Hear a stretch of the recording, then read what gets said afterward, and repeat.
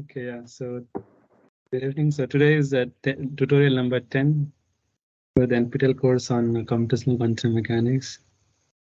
Today we'll be reviewing linearization process and also reviewing some of the topics that were discussed in the previous lectures on linearization. And then if time permits, we'll be discussing about the linearization of both internal as well as external virtual work. Yeah, so actually last time we had ended with that what do you call about directional derivative and all, right? And then also started up, I think, on the virtual work as well. Or we did not do virtual work, right? No, so we were like kind of at directional derivative and Okay. another one, the gradient. So we'll turn off videos so that it's good for this. Sure. Yeah, I will just turn a video. Yeah. So last time we were I think at I'm just looking at the past lecture notes. Okay, so we had just started principle of virtual work and then left it, isn't it? Yeah. Okay, just started. Okay, so principle of virtual work.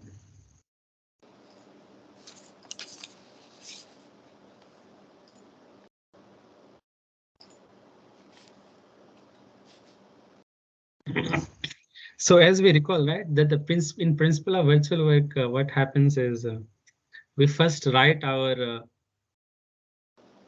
the balance of linear momentum, which is rho x double dot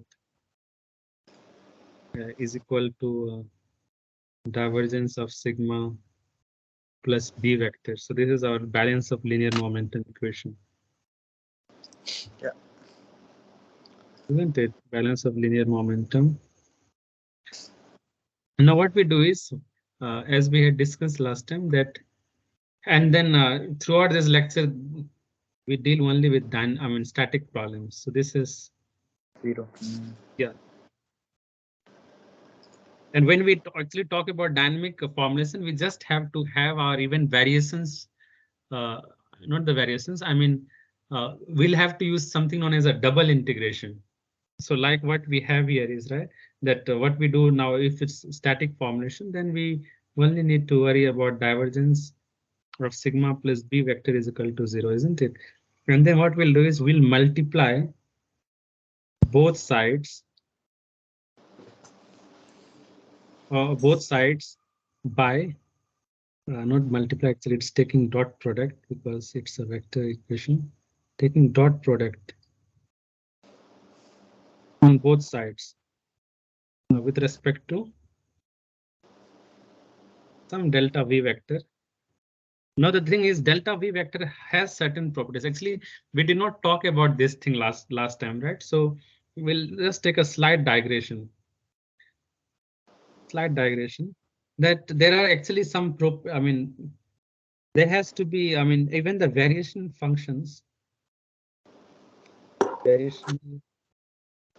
or just simply say variation to the function, to any function, has to satisfy certain conditions. Actually, we had discussed little bit about that, I believe, more enough. So we were given some function, right? They say this function, and then we say that okay, it has say f of x. This is x1 and this is x2. So x and these are function axis. The values. So say what we have, we said that f at x1 is equal to f1.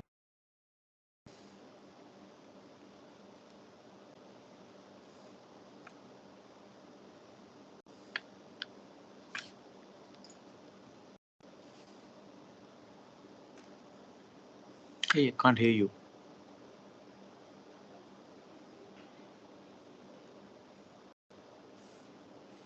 Network is not working.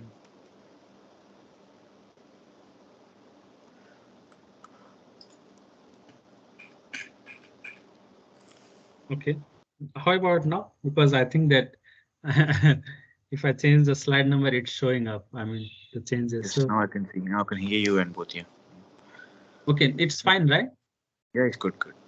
Okay, so what we say is, say given a function f, when we introduce any perturbations to the function or introduce variations to the function, so in that case, this will be f of x plus, not f of x. We had talked about this, right? That f of x means function value. Yeah. So this is f, and this is f plus epsilon into h. So h is the perturbation, and not just to be more what you call, to get used to it, we'll always denote variations. Variations to be, say, delta f. So Okay. this means that it's a variation to function f. Now what we see is, although after introducing perturbation can, or even from this schematic here, we see that uh, the values change at every point except for x1 and x2. Except at these 2 points, we are allowed to change the value of f by introducing that variation everywhere. So that's because we have fixed the values of the function at both the ends. These are like boundary conditions, or Yeah. what you call endpoint conditions. So which means that because of this, variations has to satisfy properties such as that not h, del f at x1 has to be 0, because we cannot allow perturbations at x1. Likewise, f of x2 also has to be 0, just because it has to satisfy the constraints. I hope you got this right. This point. Yeah. Yeah. Yeah. Yeah. Yeah. So this is the, so which means that even when we take variations, so variation has to satisfy something known as uh, some kinematic conditions. And as we'll see later, kinematic conditions are what we call as the Dirichlet conditions. Okay. Yeah. So which means that we cannot arbitrarily take variations to a function. It always has to satisfy certain constraints. If there are constraints, if there are no constraints, then yeah, it's nothing to worry about. I'll just delete this. This was, yeah. So that's what it is. Yeah. So which means that it's right now we are not, since we are not talking about boundary conditions, we did not talk about what are the constraints, but variations has to incorporate all those kinematic conditions if there are any. So likewise, assuming that variation del v has taken those conditions into account. So now all that we need to do is take divergence of sigma plus b vector, take dot product, and this delta v. Here we are considering this is actually virtual velocity. So they have the course has this taken in this manner. Otherwise, the thing is, when we talk about internal work and all, we actually take variation to the displacement, not velocity. We are just being consistent with our lecture, but ideally Okay. what we do is, in almost every book, you'll see that it's always virtual displacement, because that's what makes sense, right? That's what leads to work. Yeah. Here it becomes more of power. So it's Yes. like Correct. That's virtual correct. power. Yeah. Yeah, that doesn't have much meaning in this context.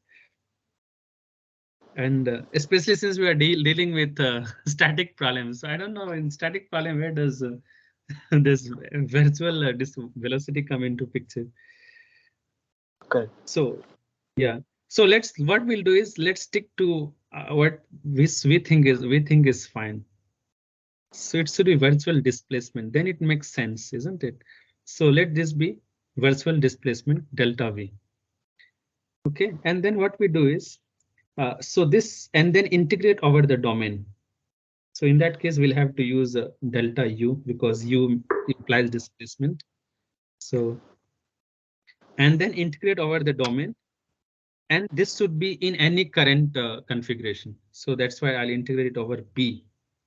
B Okay. indicates current configuration, and then this is equal to 0. And this is what we call delta W, which is our virtual work. Work. Yeah, virtual work. Yes. Now you see, now it's dimensionally consistent as well, right? It actually means work, because of taking virtual displacement. So this is what we call as the virtual work principle. So virtual After displacement, as in for the given domain, So we are saying that at each point inside the interior, you will give some like the material points are moving a little bit, like perturbed, right? That's what delta U means here, if I'm not wrong. Am I right? Yeah. So which means that we are allowing. I'm just drawing a schematic for you. I mean, so what you see right here. Yeah. So you see, right, this one. So this on this part, we apply U is equal to U naught. Yeah. So this is means prescribed displacement. Correct. It's a boundary condition. Or what is, this is the Dirichlet boundary condition. And this part is some force which is given by traction T. And this part of the segment is, say, I will apply traction everywhere. Apart from this, and this segment of this the boundary we call it SU, and this segment we call is ST, and then which means the total surface area is just a union of both these sets. So SU in union with ST. Now what we see is when we take delta U, right? So delta U has certain things to satisfy, and the first thing that you satisfy is that delta U has to be 0 on, or let's use all those mathematical symbols, right? For all x is an element of SU. Okay. So this is the requirement on delta V. I mean delta U. That delta U cannot be chosen arbitrarily. It has to satisfy some relation. I mean some condition. So this is the condition. Now what we say is, so this is the what we call the statement of our virtual work in continuum vertical framework. Isn't it? So this is what we do. Had we taken even a dynamic problem, we would still have multiplied it using just virtual displacement. And the thing is, this part, this is actually independent of time. Even if it were a dynamic problem, the variation would still be independent of time, because that's how we select it. Because virtual does not take place, isn't it? It does not take place actually in real world. So this is more of a mathematical imagination, so to speak. Isn't it? So, and that's the reason that we are.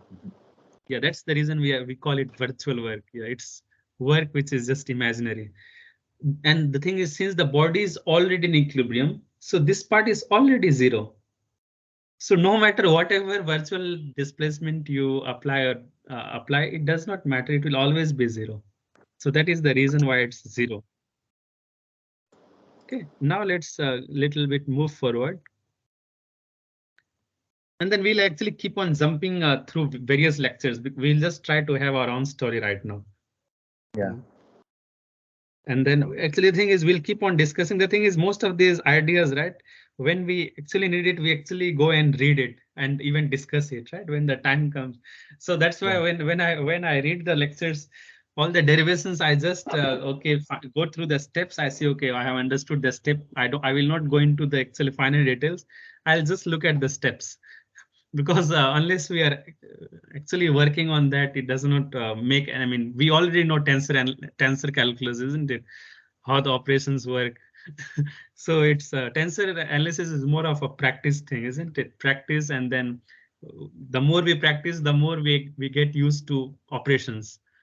What to which one, what doing what will give us what result and all, isn't it? So okay, so now what we do is.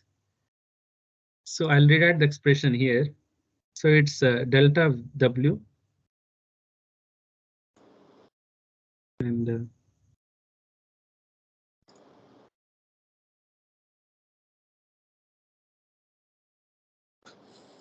okay, so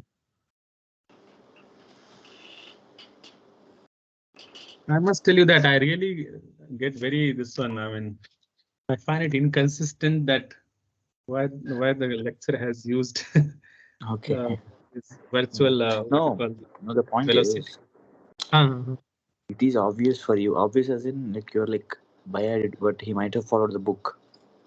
Exactly, The yeah, book that's says what. that, and just following the book, just simply follow the book. You don't know, like you have to be clear about what you're. That's a problem. Yeah. Okay. So because this thing is his derivations will always assumes virtual displacement velocity, right? I So what understood. I'll do is in this slide I'll always use take virtual velocity I'll write, and then because we just it becomes a different paradigm then. Okay. So we'll just use virtual velocity everywhere. So in this, when I use virtual, I mean this what you call our virtual work, then we'll have divergence of sigma plus v vector into del v vector, and then integrated over the current domain is equal to 0. Okay, we'll keep it like this. Now what we do is let's separate both the both these terms here. Have break it down into two integrals and dv. Okay, so what we see is we need to. So there is a relation. Actually, we'll just prove it ourselves. So what does Okay. divergence of sigma give? So that's what we need to ask ourselves. So divergence of sigma dot dv, when we write in indicial notation, so divergence of sigma is xj and sigma. I'll not IJ. call it exact. Yeah, let's call it xk maybe, and then sigma ij, ej. So ei, sorry, ei, uh, and then ej, and then have ek. So this is divergence of sigma dot delta v. When the need comes, we'll just expand it. And then what we have here is, So delta V is a vector, or is that what? Is it like? yeah, it's a vector. It's a vector. Yeah, Okay. it's a, it's a It has vector. to be right. Sorry. Yeah, because Yeah, it I has mean, to I'm be. getting a scalar component out. Yeah. Yeah. Yeah. Sorry. Yeah. So now what we do is, so this is a very for this there is a very well-known relation. I mean, as Okay. I mean, it's a, Yeah. This I is mean used these are things to which to has to chronicle which have. deltas, right? Yeah, yeah. So it will be sigma ij and then ei and then ej dot ek. Yeah. So this leads to Kronecker delta.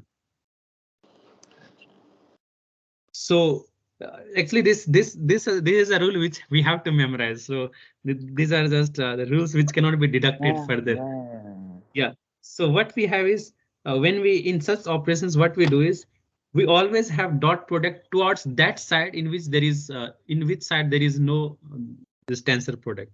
So Mm-hmm. tensor product is here, right? So which is that element which is associated? So in this case, that this does not on this side there is no tensor product. So because of it, this side becomes dot. I mean this is how I keep in memory. Sure. So, yeah, just a minute. I just.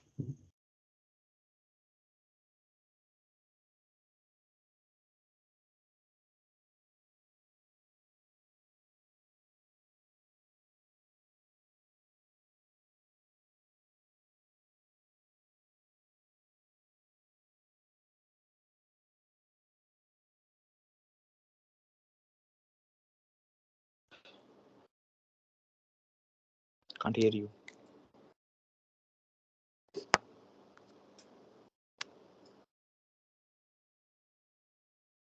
Oh, muted. Okay.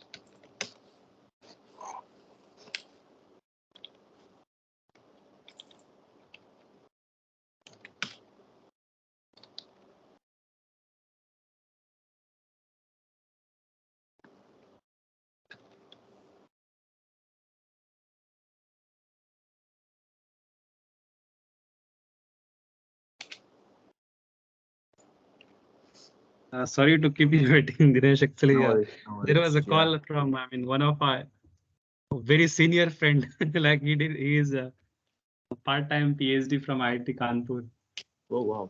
Okay. and he is a scientist, principal scientist at NAL in CFD division. Good. He is also from Andhra, yeah. Jyoti Kumar Puttam. So actually, he called me. So I was. It's like not usual time, right? So I thought maybe Mm-hmm. there must be some emergency there. No, no, no worries, man. You don't have to. Yeah. Yeah. Okay. So yeah, the thing is this. I'll just tell you that trick. Actually, this trick. I mean, I have been following since I once I tried to learn. I mean, how to remember this. So how I remember it is like this. So there is a tensor product here, right? Mm-hmm. So what you do is you always take dot product in the opposite direction. So you have a Okay. tensor product here, and there is no symbol between these two. I mean, there is, I mean, nothing explicitly written, no explicit operation going on. So this side, I just take it to be dot product. So this, for then it comes to be EI, EJ dot EK. Yeah. So that's how I remember it. I don't know. I don't know whether it is No, that is. is useful, but I believe Yeah, it that. is. And then if you take And the other way, right? Other way, which is this way, then you see that this side is nothing is, I mean, nothing explicitly is being acted upon. So you just take it to be EK dot EI and then EJ. Done. So this is how I mean, yeah, I have not found a better way than this to remember it. So yeah, okay. So coming back here, so what we'll do is, so this is delta JK. So delta JK. So which means that delta JK will just replace this K by J, right? From the substitution property. Uh, why to write everything? So let's just uh, have everything in one place. Then divergence V. Now what we can do, right, is that we'll have sigma ij by xj, and then ei dot, and this also we can expand. Just call it v k, yeah, vk and ek, isn't it? So all we'll have is after dot product will be delta vk and ei dot ek. yeah. Have this becomes I.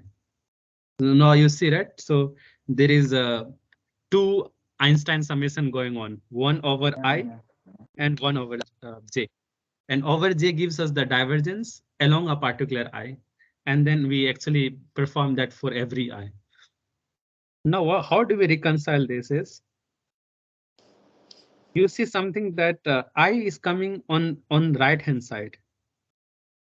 I mean, of this. So the term containing I comes on the right hand side. However, when we take a look here, for sigma, ij is on the I is on the left hand side, isn't it? So this Yeah. I will only be summed if there is something from this side. Okay. However, we always want delta V to be on the right hand side because that helps us later. So what we do is, why don't we have something like this? Take it to be sigma Ji transpose, Yeah. isn't it? So that is Mm-hmm. the trick here. So take it to be sigma Ji transpose. Now you see that I is on the same side. Okay. So we will fix one I, take the partial derivative with respect to xj, and then plus another I, do the same. So so total it has actually 3 cross 3. So 3 cross 3 terms are here. Okay. Now what we do is, now I'll say fine, but what are we attempting to do? The thing is we are not, I mean, our goal is to have something that we can also write this as sigma Ji transpose delta Vi minus xj sigma Ji transpose. No, so this will be minus sigma ji transpose, and then partial of del vi by del xj. This from just from the chain rule, right? Look at this here. So it's like when we do say something like d by dx of uv Yeah, I can see into, that. isn't it? Yeah. So I'll just write in something which is more understand. I mean, Since it is I'm sure it takes. virtual, so since it's virtual, though it is constant and it goes to zero. Is that the principle you're trying to do? No, no. Let me. So actually, it's just a mathematical, just what do you call it, trickery. It's So tricky, this but is what some. we are trying to do. Uh, this is Yeah, what we are okay, okay. trying to Yeah, do. understood, understood, This understood. operation. Yeah. Yeah. Just yeah, the thing is, and if you ask me why are we doing this, the thing is, we'll see that we are able to use the divergence theorem, Okay. the Gauss divergence. Now you see, right? Now in the indicial form we have, and then this we can easily write as sigma j ij again. It does not matter. The reason is because sigma is symmetric, isn't it? Sigma ij is equal to sigma ji. It's symmetric. That's what we learned from the angular balance moment. Yes, I mean, yes, yes, yes, so yes. because of it doesn't matter. So we can just keep it even sigma ji. No need of writing transpose. And then what we can have is even in the first case, it will be the same thing. Here also we can just write sigma ji. But in tensorial notation, this will actually just be, it will simply be divergence of sigma transpose del v minus sigma. And since the thing is, since this is a scalar quantity, now and then the other term is gradients of something, some vector quantity. So only way to be this to be scalar is when we take double contraction. So it's this. So this double contraction means you are actually summing over two indices, and that gives us a scalar. This is already a scalar, Mm. and now even we can do is as we were talking about that sigma transpose is equal to sigma. So this we can just remove this transpose from that row. Now, now what we do is now let's go back to our delta W. We need to just derive this once because just to get an idea of how things actually work here. And I'll just write that divergence of sigma we had this dot delta V dV uh, plus, yeah, it was plus, yes, plus divergence of, sorry, not divergence, it's just B dot del V and dV, isn't it? And now we'll substitute what we had derived the expression for this, right? So this one was so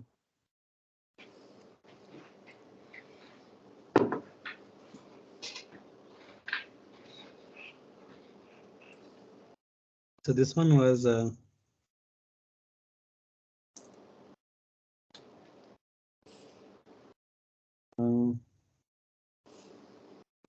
as we recall here, it's just divergence of sigma and this V dV plus, not plus, minus sigma double contracted with delta of, I mean, gradient of V, again B dV plus B dot dV dV. Now what we see is, look at the first term here. I'm sure, I mean, this is the well-known, we can easily fit into that well-known Gauss divergence theorem, right? Yeah. It's so divergence of some vector quantity over the volume. So this comes Normal. down Yeah. to, isn't it? So what we'll do is we'll take partial B indicating surface, and then sigma this a dot n Normal vector. ds, isn't it? Yes. Now Yeah. you'll see, uh, and let's first deal with this equation. Now what there is again another vector property. I mean this tensor property that if you have something of this form, you can have dot sigma transpose n. So it's like if you have A is a tensor, u dot v. This is equal to, and actually this is, yeah, this is equal to u dot A transpose v. And this is just one property of these tensors. So I'm just using that. So A is sigma here, and u is delta v, and v is n. And so, and then this is ds. And recall that, yeah, we had actually used transpose everywhere. Let me still keep it intact just because it helps us to. Let me keep it transpose still. Now what you see is, so sigma transpose, if it's go on this side, it becomes sigma transpose transpose, isn't it? So it is just sigma. And there is something you may recall from the Cauchy stress principle.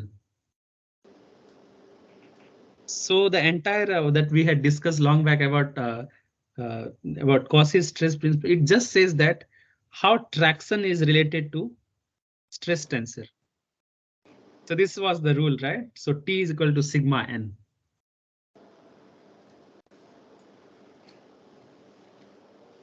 Isn't it? So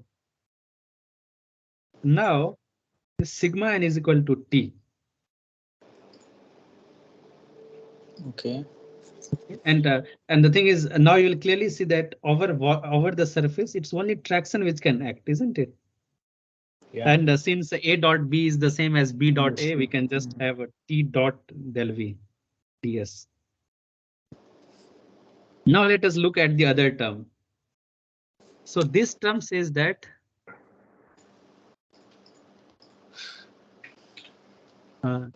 yeah.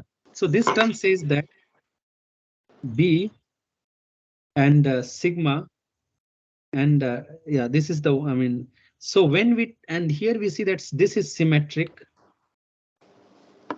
and about this we don't know. However, any vector, sorry, any matrix or any tensor can be broken down into a sum of Symmetric and asymmetric. Okay. symmetric and antisymmetric. Exactly, isn't it? So what we'll do is, that's what we'll do. And when you take a look closely, right? So grad of some, I mean, grad of del V means the grad of some variation is equal to variation of the grad. These are very, I mean, this is something we often use, right? You will see that even in when we're deriving Reynolds transport theorem, we are able to exchange derivative and integral sometimes under certain property, under certain conditions. But in this case, this is very much valid always. Maybe it may not be valid in some this theory of relativity and all, but at least in our range it is valid. Yeah. Okay. Yeah, usually in those cases, what we call, I mean, there is this length contraction and all this going on, right? So by the time we apply gradient to that variation, that is no longer the same as taking variation to the gradient. Okay. Yeah, just so in that case, it may not be valid, but at least in quantum mechanics, this is what is which is always valid. So we will use this now, and I'll rewrite this. So this term becomes B and sigma, and then also you recall something that we had gradient of V is known as something, right? It is, we call it, Yeah, it's a strain yeah, tensor. it's called velocity gradient. And actually it gives us something something what is called as Summation strain of rate tensor. D plus D transpose, something like that. Yeah. Yeah, so it is strain rate tensor, yeah, because we have to look at the dimensions, right? So grad of velocity, which is meter per second, and grad is per meter, so it is per second. So that's what, so we call it either velocity gradient or strain rate tensor. So if we considered the virtual work due to virtual displacement, Yeah, yeah, then you wouldn't have gotten this strain rate yeah, tensor, yeah, right? yeah, yeah, yeah. But the thing, the problem, you know what is, the, the problem here, what's going on is we are dealing with a static problem. Okay. So in a static problem, how does virtual velocity come into place? So Yeah, that is like self-defeating, isn't it? It's very contradictory. So had we taken the entire term, even the dynamic term or the inertial component, then it was agreeable. Okay, fine. There is, I mean, the choice of virtual velocity is meaningful. But here, our equation did not contain time. So why are we multiplying with virtual velocity? So that's what is always bugging me. Yeah. Otherwise, yeah. If it were not the case, then we actually, yeah. Then it would be true. This part is true then. Okay. Yeah. So.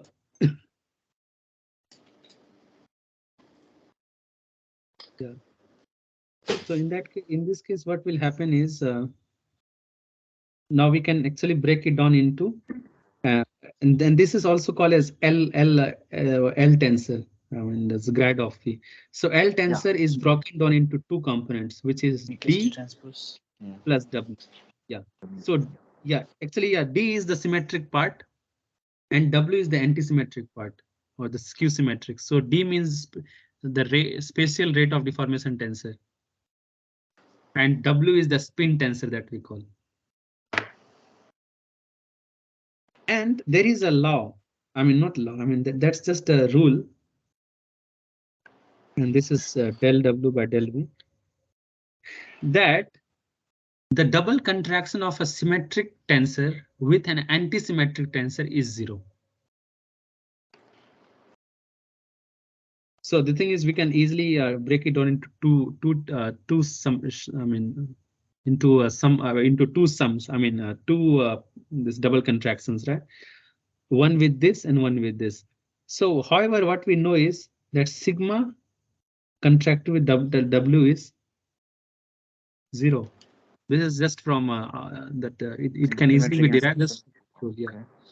That symmetric tensor with antisymmetric tensor, double contraction with antisymmetric tensor is 0. Okay. So all we are left with is sigma and the symmetric part T, and then you will have EV. And this with this term we don't require to do anything. Now let's write everything in a good shape. So delta W is the internal work done. I mean virtual work done. This is equal to T dot V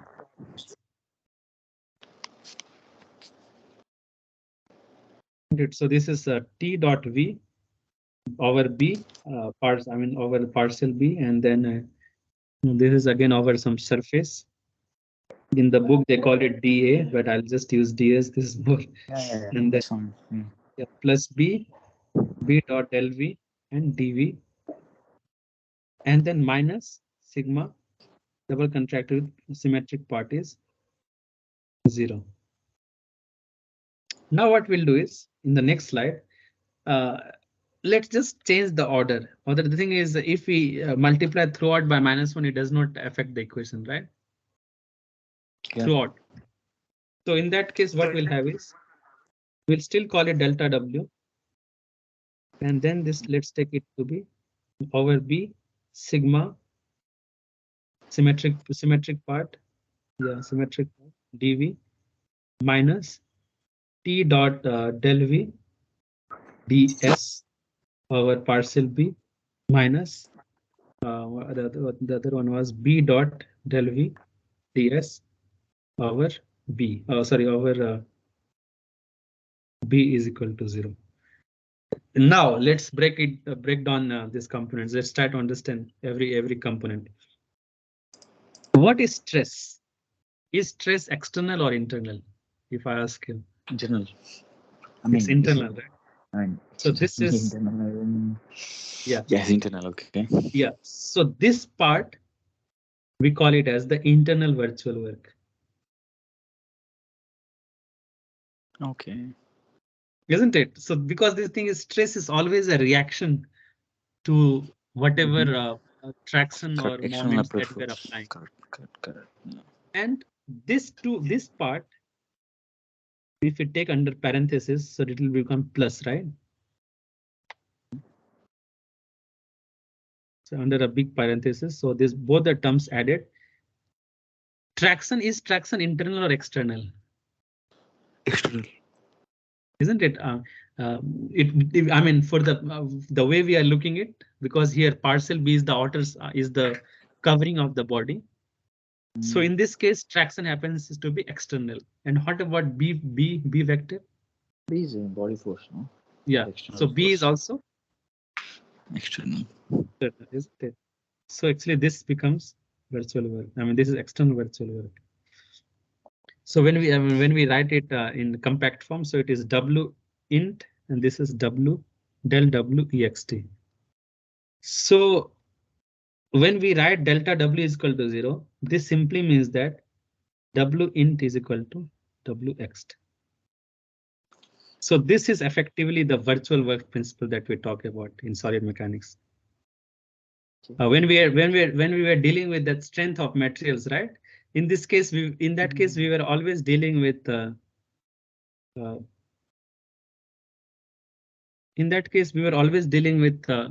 some discrete what do you call? I mean, discrete system, isn't it? We are taking a truss. Recall? I mean, we had some truss with rollers, and then provide that it's statically determinate.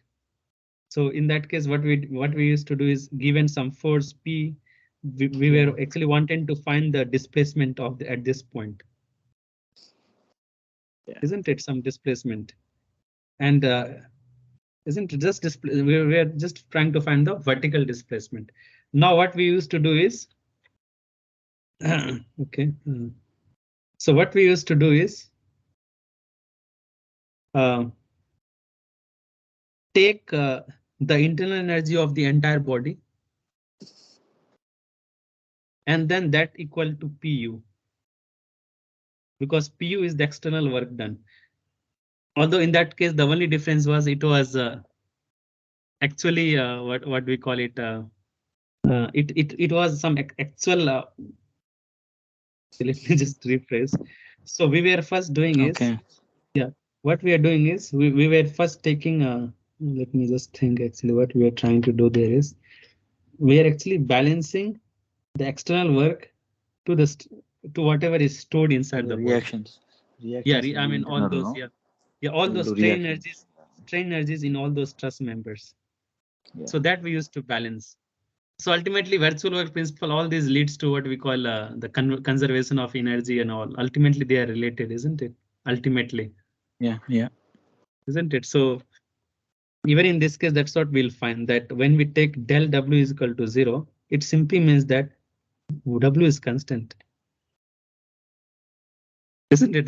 Then only you can have variation to be 0, right?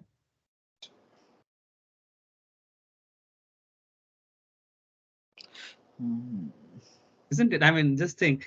So when we have variation of some quantity to be 0, what does it mean? The only way variation can be 0 always is when W is constant. What do you mean constant? And when and the thing is, let's look at take a look at even the equations and all. Like no, there is no dissipative term anywhere. Correct. However, I mean, not to be mistaken, we also need to have some what you call simple forms for traction and body force. Like if the body force is gravity, then it's valid. If traction is just pure traction, what we call as dead loading, then only it's valid. If traction is something like force, I mean pressure force, then it's no longer the case. Then we cannot make this conclusion, because pressure by its very nature is it always depends on the configuration of the body, right? Oh, so when you say the body is moving or it's deforming, yeah, body is moving, then press the direction of, yeah, exactly. No, or it's ultimately T dot N, no, the action like Yeah, the thing is, what we call in that case, it's no longer valid. I mean, it's this is what I have learned. These are known as if for pressure forces, those are non-conservative forces. Okay. So those are like what we call what we call the work done. The work done by the pressure force will be dependent on the what do you call path of deformation. Okay. because the thing is direction of pressure always keeps on changing. However, if there is a dead loading, in that case, say you have this something, some body, and then you are applying traction by say some crane, say heavy weight, and then this is lifted by a crane. So the thing is, what you will see is this weight will always remain as it is. Even when it applies, it won't actually change the direction because it's so heavy that this body, I mean, the body does not affect the this dead weight, which is held by a crane. So those are like pure traction. In that case, I mean, pure traction in the sense that these are dead loading. No matter how the body deforms, no matter how it deforms, this traction, the way traction is applied on the body remains the same. You see, right? Okay. Yeah. Yeah. So these are like dead loading, and say had this been under had we been applying some hydrostatic pressure.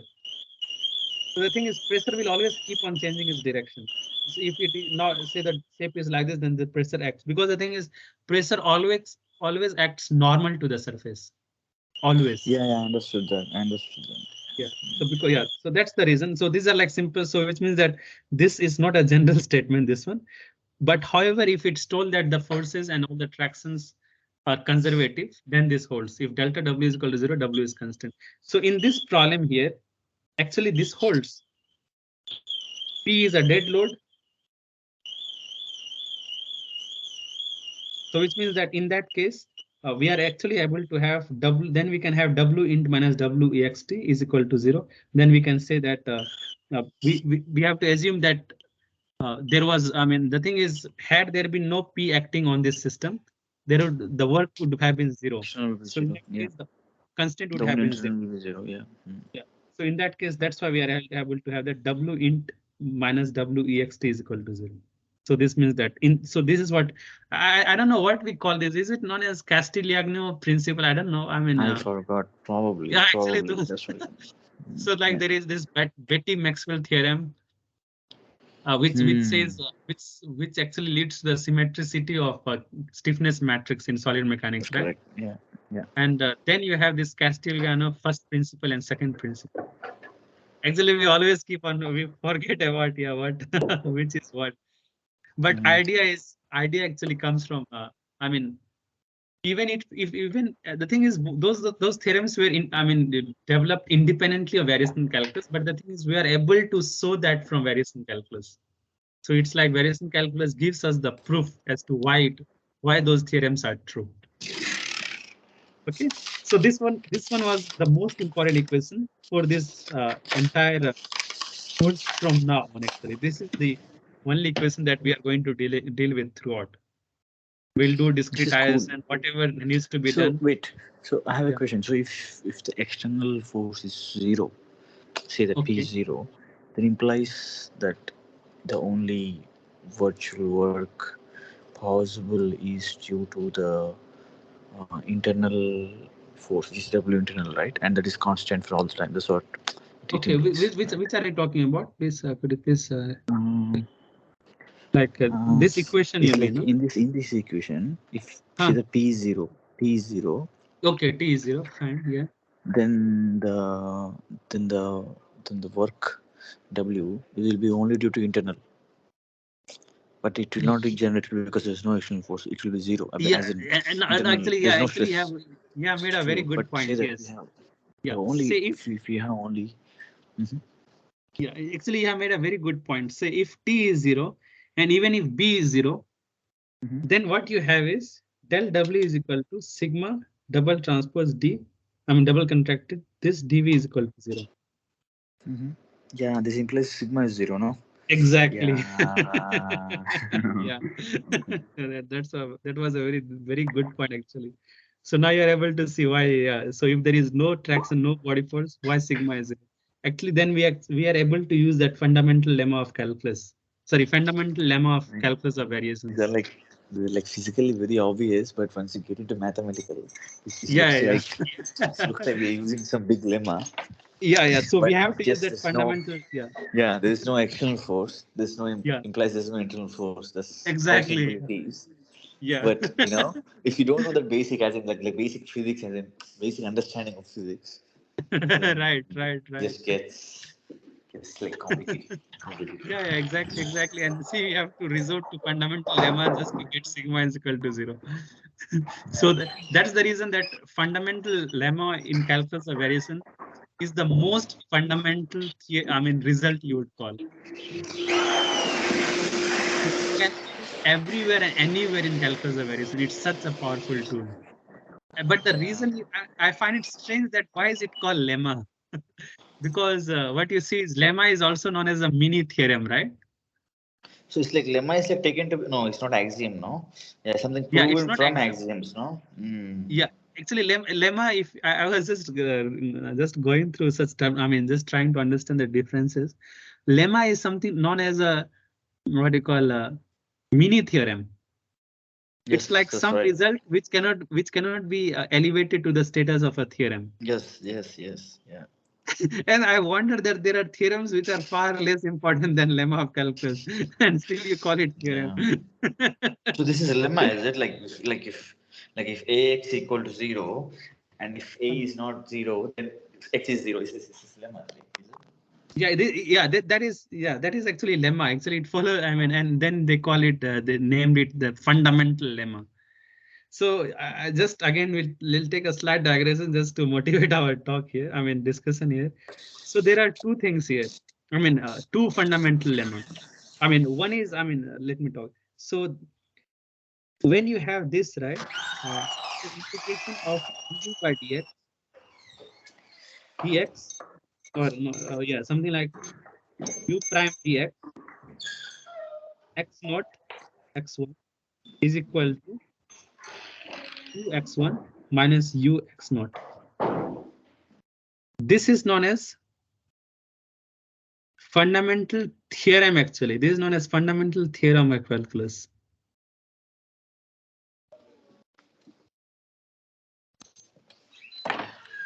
And if gh dx is equal to 0 over say x naught to x1 for all h is an element of C infinity. Not means that its value, the value of h is 0 at both the ends over the domain Yeah, x. continuous functions. Yeah, I know that. Yeah. Yeah.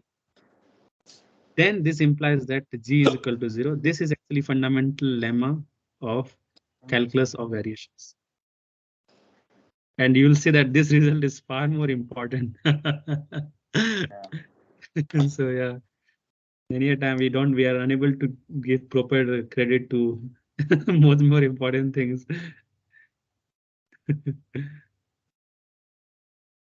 Okay, so coming here, so we actually okay, I mean finally obtain the most fundamental thing here, which is sigma grad of u grad of v, which is just del of d dv over b minus partial b t dot del v ds minus b dot del v is equal to 0. So this is the most important thing that, and this is what all the manipulations in the lecture, whatever has been done is actually done on this. Okay. Now we'll just also try to get all those things that we're trying to, I mean, talking about, right? That what is first Euler-Kirchhoff, what is second Euler-Kirchhoff. Yeah, what we'll do is we won't go every slide by slide. We would just be taking the ideas actually, because for us it's We'll do ideas that something. matter. What we can Yeah. do is probably we can share the slides, as in we could just like if you want to make it quick. I don't know. You understand? Okay. Okay. You can just show Sure, the sure. That slide if was you think this is something important or relevant to our oh, thing. sure. Yeah. Then we could I just think I share think the we slide. have covered the virtual work. I think this is where we are stuck. And actually, the thing is, we were not even stuck. I think this actually is a very important thing. Yeah, So yeah, it's it good that is. we discuss this in detail. Yeah, So actually, now, it's yeah, very now actually, interesting. I like what you said. Yeah. So what we'll do is we can actually start. Yeah. Yeah, this is a much better way of going about. 43. Yes. So lecture number 18 actually. Okay, lecture number 18. So I'll just, or should we just call stop recording and then we'll continue our business? Yeah. Okay, so let me stop recording. Yeah.